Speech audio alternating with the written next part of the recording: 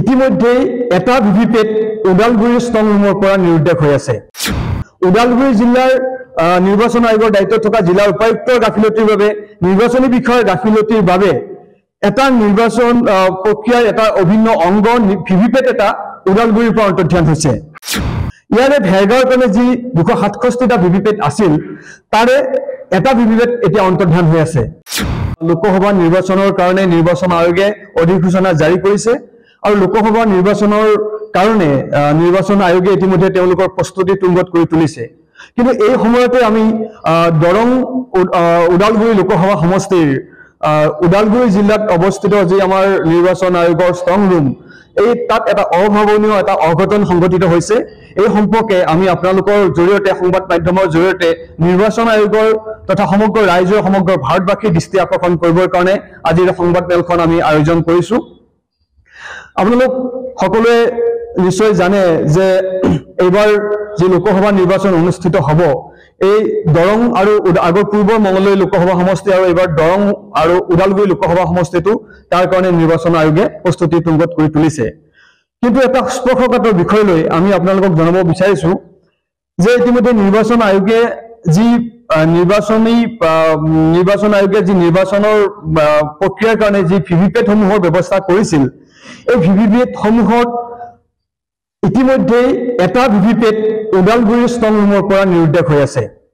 এইটো এটা অতিকে স্পৰ্শকাতৰ বিষয় যে এটা লোকসভা নিৰ্বাচন আয়োগৰ দ্বাৰা নিকাভাৱে নিৰপেক্ষভাৱে অতি স্বতন্ত্ৰভাৱে তেওঁলোকে এই নিৰ্বাচনটো অনুষ্ঠিত কৰিব লাগে।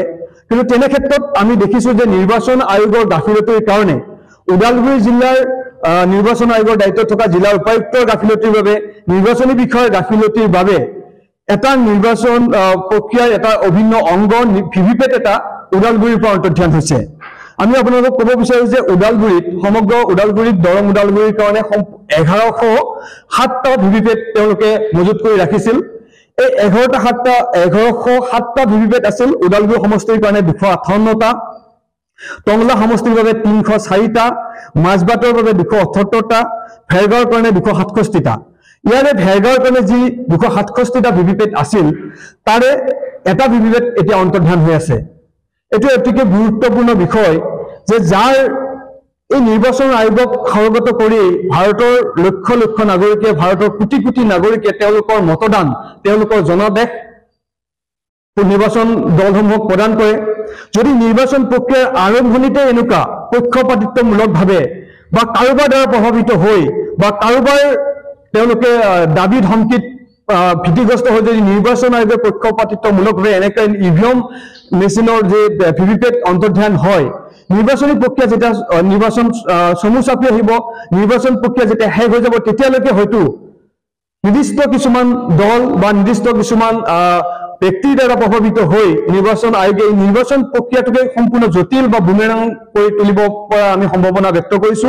আমাৰ যিগৰাকী ওদালগুৰি জিলাৰ নিৰ্বাচনী বিষয়ত আমি ৰাইজৰ দলৰ পৰা আমি তেওঁলোকক ফোন কৰিছিলো আৰু টেলিফোনৰ ৰেকৰ্ডিং আমাৰ তাত আছে আৰু টেলিফোন ৰেকৰ্ডিঙত তেখেতে স্বীকাৰ কৰিছে যে এটা ভিভিপেট হেৰুৱাটো সত্য।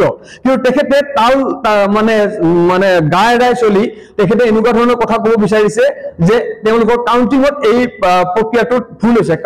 হয়, নমস্কাৰ। মই পংকজ অসমীয়া ক'লো, ৰাইজৰ দলৰ ওদালগুৰি জিলাৰ সভাপতি। আমাৰ তাত এটা নিৰ্ভৰযোগ্য সূত্ৰৰ পৰা আমি গম পালো যে আপোনালোকৰ এটা ভিভিপেট এটা হেৰাইছে। নাই, ঠিকে আছে। হয়, এই বিষয়টো কেনেকে কি হ'ল বাৰু ইমান নিৰাপত্তাত থকাৰ পাছতো? নাই, একো প্ৰব্লেম নাই আমাৰ। নহয়, ঠিকে আছে বুলি আপুনি কৈছে নহয়, বস্তুটো যে হেৰাল কেনেকে হেৰাল? নহয়, এইটো কাউণ্টিঙত ভুল হৈছে। সেইটোতো হ'ব নোৱাৰে। ইমান এটা স্পৰ্শকাতৰ বিষয় এটাত যদি কাউণ্টিং ভুল হয় এইটোতো মানি ল'ব পৰা বিষয় নহয়। মই ইতিমধ্যে আমাৰ দলৰ সভাপতি অখিল গগৈ ডাঙৰীয়াকো বিষয়টো অৱগত কৰিছো। তো আমি বিষয়টো যিহেতু আমাৰ সন্দেহজনক হৈছে আমি চাব বিচাৰো, আপুনি আমাক দেখুৱাব লাগে মানে বিষয়টো।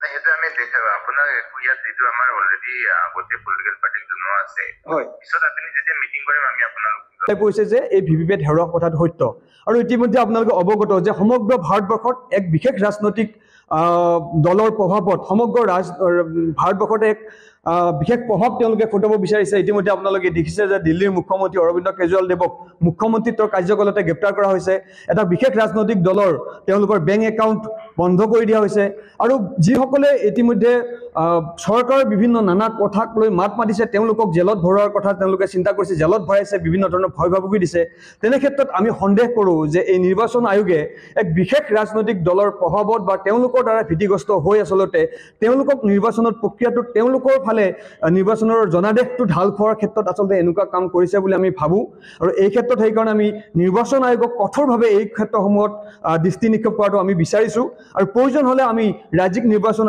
আয়োগক এই বিষয়ে এই ওদালগুৰি জিলাৰ ভিভিপেট হেৰাইছে এই সম্পৰ্কে আমি তেওঁলোকক অভিযোগ দাখিল কৰিব বাধ্য হ'ম ৰাষ্ট্ৰীয় নিৰ্বাচন আয়োগক আমি অভিযোগ দাখিল কৰিবলৈ বাধ্য হ'ম প্ৰয়োজন অনুসাৰে আমি আইনী ব্যৱস্থা গ্ৰহণ কৰিবৰ কাৰণে আমি বাধ্য থাকিম আৰু আমি সমগ্ৰ ৰাজ্যৰ সমগ্ৰ ৰাজনৈতিক দলক প্ৰতিটো ৰাজনৈতিক দলকে আমি আহ্বান জনাইছোঁ সকলোৱে এই বিষয়টোত মাত মাতক নাগৰিক সমাজে মাত মাতক বিভিন্ন গণতান্ত্ৰিক সংস্থাসমূহত মাত মাতক যাতে আমাৰ গণতান্ত্ৰিক ব্যৱস্থাটোৰ প্ৰতি ৰাইজৰ যাতে তিল মানুহ আস্থা থাকে এনেকুৱা ধৰণৰ বাতাবৰণ যাতে সৃষ্টি হৈ থাকে তাৰ কাৰণে সকলোৱে এই প্ৰক্ৰিয়াটোত আমাক সহযোগ কৰিবৰ কাৰণে আমি অনুৰোধ জনাইছোঁ